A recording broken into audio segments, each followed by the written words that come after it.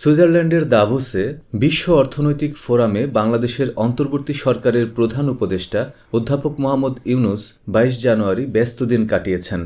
বাংলাদেশের শত শত বিলিয়ন চুরি যাওয়া অর্থ ফিরিয়ে আনতে বিদেশি নেতাদের সমর্থন চেয়েছেন।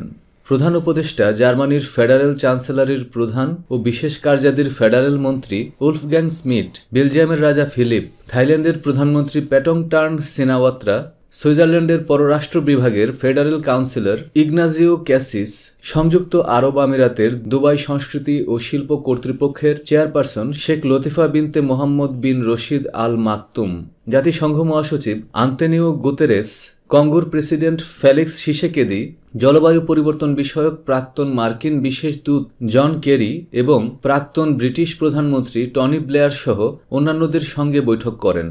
প্রধান উপদেষ্টার উপ-প্রেস সচিব আবুল কালাম আজাদ মজুমদার বৈঠকের ফলাফল সম্পর্কে সাংবাদিকদের অবহিত করেন বলে খবর দিয়েছে বাসস। প্রধান উপদেষ্টা অধ্যাপক ইউনূস শেখ হাসিনার ১৬ বছরের দুর্নীতিগ্রস্ত শাসনামলে বাংলাদেশে কিভাবে প্রকাশ্যে ও দিবালোকে ডাকাতি সংঘটিত হয়েছিল তা খতিয়ে দেখার জন্য শীর্ষস্থানীয় বিশেষজ্ঞ, থিঙ্ক ট্যাঙ্ক, সাংবাদিক ও আন্তর্জাতিক বিভিন্ন সংস্থাকে বাংলাদেশে পাঠাতে বিশ্ব নেতাদের প্রতি আহ্বান জানান। প্রধান উপদেষ্টার বিশেষ দূত লুৎফি সিদ্দিকী, এসডিজি বিষয়ক মুখ্য সচিব লামিয়া মোর্শেদ এবং জেনেভায় বাংলাদেশের স্থায়ী প্রতিনিধি তারেক আরিফুল ইসলাম বৈঠকে উপস্থিত ছিলেন।